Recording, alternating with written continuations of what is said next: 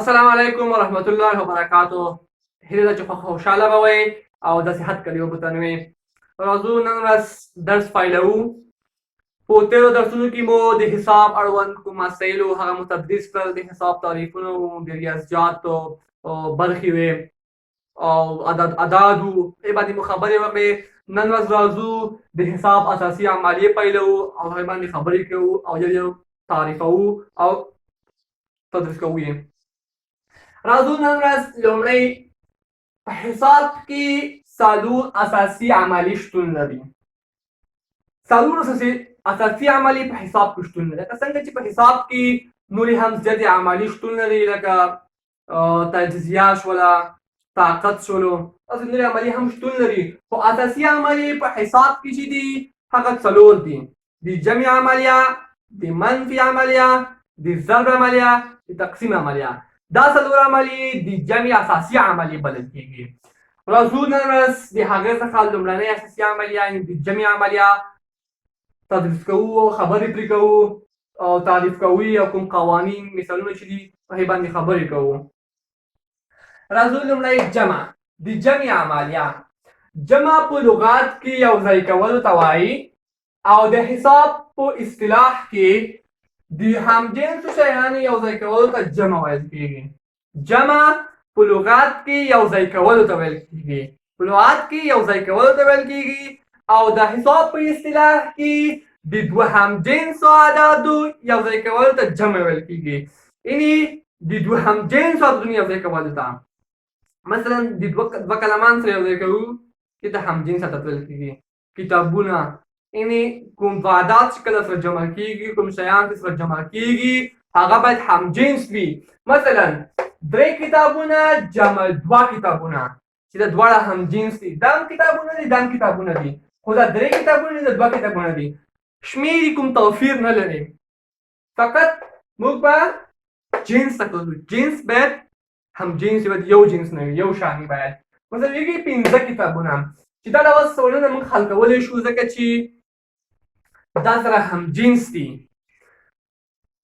اوس که چېرته دا ډول ولیکو چې 3 کلمونه جمع 2 کتابونه، 3 کلمونه جمع 2 کتابونه، دا موږ سره نشو جمع کولی. اعداد کوم مجرد اعداد چې دي لکه د 3 او 2 دا به سره جمع کړو. مثلا 15 به ولیکو، خو وروسته کوم واحدات چې په ورپسې راځي لکه قلمونه، کتابونه، هغه موږ نشو ورپسې لیکلی. اوس موږ نشو ویلی چې 15 قلمونه او کتابونه، دا غلطېږي، دا نه ده صحیح. یعنې یوازې موږ همجنس اعداد موږ سره د همجنس شیان چې یوازې موږ دا سره جمع کولی شو، چې دا و د جمع تعریف. او جمع چې د جمع سوالونه موږ دوه ډوله حل کولی شو، یو چې دا په افقي ډول ده او بل چې دا په عمودي ډول ده. په افقي ډول موږ سوال حل کوو. مثلا افقي ډول سوال ډول حل کېږي 2 جمع 15 مساوي کېږي 9 چې دا یې په افقي ډول ده، یعنې په الماسي ډول 2 جمع 15 مساوي کېږي 9، دا یې افقي ډول جمع ده. دې دوه ته 2 او 15 ته دې ته په ګډه سره مقرون علیه ویل کېږي. 2 او 15 ته په ګډه سره مقرون علیه ویل کېږي، یا د جمع عوامل هم ورته ویل کېږي. مقرون علیه یا د جمع عوامل دا د مساوات علامه ده او دې ته د جمع حاصل ویل کېږي چې د 2 یا د مقرون علیه څخه په لاس راغلی دی، دې ته د جمع حاصل ویل کېږي چې دا افقي جمع. عمودي جمع ته راځو. 8 جمع 2 دې ته عمودي جمع ویل کېږي چې دې دوه ته 8 ته هم مقرون علیه ویل کېږي، یا د جمع عوامل. د دواړو ته په ګډه سره مقرون علیه یا د جمع عوامل ویل کېږي. او دې لاندې دا چې د جمع عملیه او د مساوات علامه ثبتېږي او لاس چې دی دا د جمع حاصل دی چې د مقرون علیه څخه په لاس راغلی دی. دا نور هم ګڼ شمېر مثالونه موږ پکې حل کولی شو. دا یو څه ما تاسو ته پکې حل کړل. اوس راځو د جمع عملي اساسي قوانینو ته په هغې باندې خبرې کوو او یو تعریفوو. لومړی راځو د تړون یا بستګۍ قانون. چې د تړون یا بستګۍ قانون څه وایي دې باندې خبرې کوو. د تړون یا د بستګۍ قانون داسې وایي چې دوه یا څو عددونه د دوو یا څو عددونو د جمع حاصل بیا هم یو طبیعي عدد دی. د دوو یا څو عددونو د جمع حاصل بیا هم یو طبیعي عدد دی.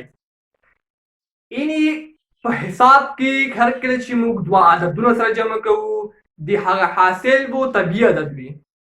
یعنې په حساب کې لکه څنګه چې د حساب د علم موضوع چې د مکمل اعداد دي، نو هر کله چې په حساب کې کوم اعداد چې دي دا سره جمع کوو د حاصل به طبیعي عدد راوځي هر وخت.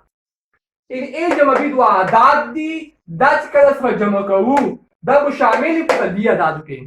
دا د شمولیت علامه ده او دا ان طبیعي عدد ښیي، نیچرل نمبرز طبیعي عدد.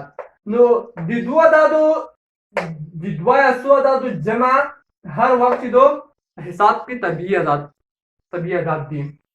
چې دا لکه مثلا یو مثال حل کوم پکې دوه جمع صفر ځکه چې صفر یو مکمل عدد دی، نو حساب د علم کوم موضوع چې دو هغه مکمل عدد دي. دوه جمع صفر مساوي کېږي دوه. تاسو ولې دا چې د دوه عددونو د جمع حاصل په حساب کې یو طبیعي عدد راوځو، یا درې جمع دوه مساوي کېږي پنځه. دوه عدد دي سره جمع مو کړل، حاصل یو طبیعي عدد یا پنځه راووتلو، چې دا و د جمع د عملي اساسي قوانین لومړی قانون. دویم قانون ته راځو، د تبدیلۍ قانون. د تبدیلۍ قانون دا بیانوي چې که د جمع په عملیه کې د جمع د عواملو یا حدونو ځایونه سره تبدیل شي، د جمع په حاصل کې هیڅ قسم توپیر او فرق نه راځي. د تبدیلۍ قانون څه بیانوي؟ د تبدیلۍ قانون دا بیانوي که د جمع په عملیه کې د جمع د عواملو یا حدونو ځایونه سره تبدیل شي یا بدل شي، د جمع په حاصل کې کوم فرق نه راځي. یعنې هر کله چې د جمع کوم عوامل کوم حدونه چې وي د هغې ځایونه موږ سره بدل کړو، یو بل ځایونه سره تبدیل کړو، بدلون ورکړو، په حاصل کې هیڅ قسم فرق نه راځي. لکه مثال کې زه تاسو ته ښیم، مثلا ا جمع ب دوه اعداد دي دا مساوي دي د بي جمع ا سره. یوازې موږ دلته د ځایونو بدلون ورکړی دی. لکه دلته مو ا لومړی لیکل، دلته مو بي لومړی لیکل ده، دلته مو بي دوهم لیکل، دلته مو ا دوهم لیکل دی. یوازې مو د ځایونو توپیر بدلون ورکړی دی، نو دواړه د جمع حاصل سره مساوي دی. د دې مثال ته راځو، دوه جمع درې مساوي دي د درې جمع دوه سره. دوه جمع درې دا مساوي دي د درې جمع دوه سره. یوازې مو د ځایونو ته تغییر ورکړی دی. لکه اوس یې حاصل وګورو، دوه جمع درې مساوي کېږي پنځه. دې حاصل خو پنځه شو. اوس ګورو چې د بل طرف آیا د بل طرف حاصل هم پنځه کېږي او که نه.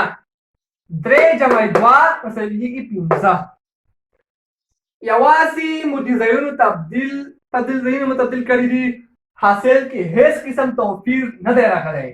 د دې ځواب هم پنځه دی، د دې ځواب هم پنځه دی. یا مثلا څلور جمع دوه دا مساوي دي دوه جمع څلور سره.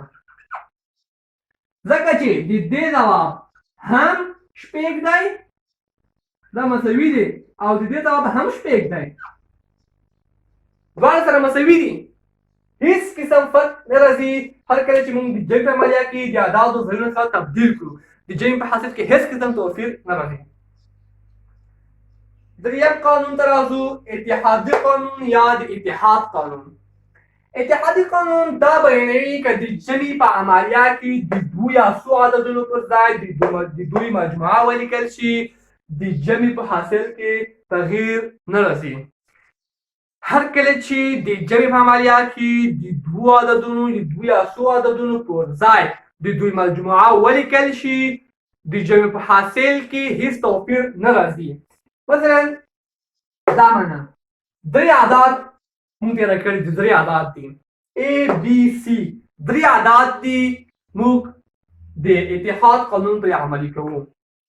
لومړی بي جمع سي دوه اعداد دي دا ځان ته جمع کوو او مجموعه یې لیکو لکه مونږ چې په قانون کې وایي د دوه یا څو عددونو پر ځای د دوی مجموعه ولیکل شي د دوی مجموعه لیکو دوه عددونو پر ځای د دوی مجموعه لیکو او وروسته دوه عدد چې دي درې اعداد دي ا جمع بي جمع سي چې دي لومړی د بي جمع سي دوه اعداد لومړی دا یو ځای سره جمع کوو وروسته بیا د بي ا ور جمع کوو یعنی بي جمع سي د دوی مجموعه د یو وار لیکم وروسته بیا د دوی مجموعه د درېیم عدد ته ور جمع کوم چې دا ډول موږ هم لیکل شو او دا ولې هم لیکل شو چې ا جمع بي ځان ته یو وار سره جمع کوم مجموعه ولیکم وروسته بیا سي ور جمع کوم یا عددي مثال کې دوه جمع یو جمع درې اعداد دي یو جمع درې دوه اعداد چې یو ځای سره جمع کوم او د هغوی مجموعه لیکم وروسته بیا زه درېیم عدد ور جمع کوم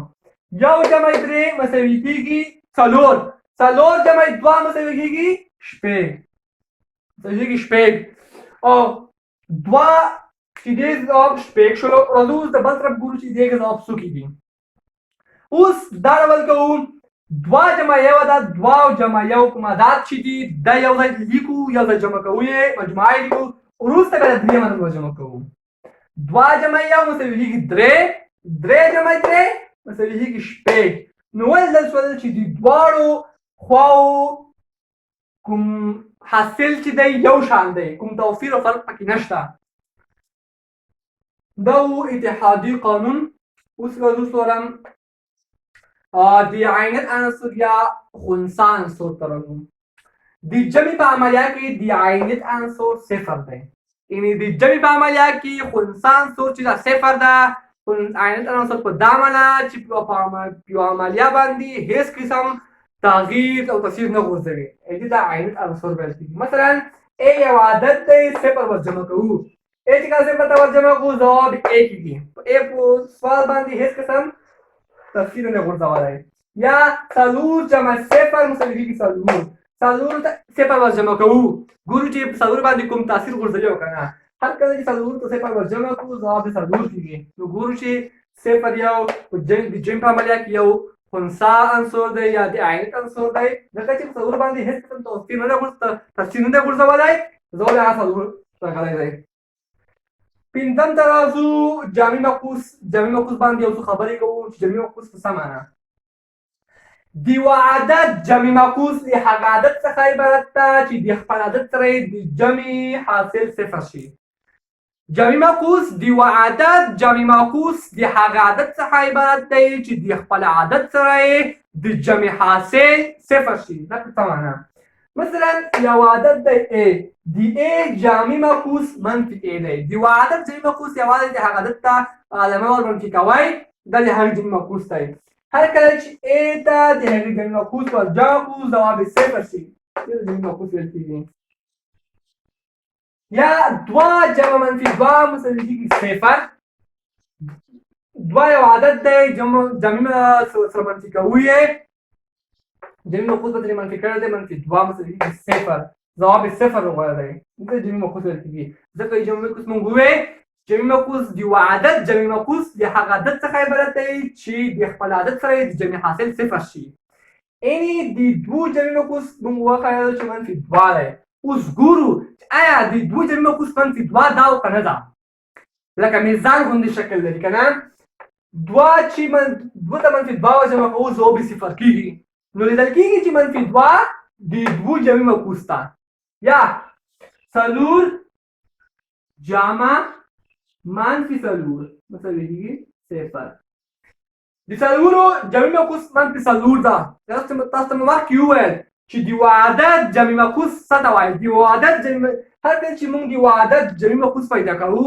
یوازې هغه عدد علامه منفي کوئ علامه ته تغییر ورکوئ دې ته جمع معکوس ویل کېږي په جمع کې څلورو په جمع کې څلور جمع معکوس د منفي څلور ده هر کله چې څلور ته منفي څلور جمع کړو ځواب یې صفر کېږي نو موږ ته معلومه شوه چې د منفي څلور چې ده دا د څلورو جمع معکوس ده دا و د نن ورځې زموږ درس چې ما تاسو ته وړاندې کړلو او چې د حساب په اساسي مالیې په لومړنۍ عملیات جمع مالیه باندې وغږېدو د هغې په قوانینو باندې وغږېدو انشاءالله تلونکو درسونو کې تاسو نورې کومې پاتې عملیې منفي جمع منفي ضرب تقسیم او نور عملیو باندې تاسو خبرې کوم پرې غږېږو به نور نو ماته اجازه راکړئ د خدای په امان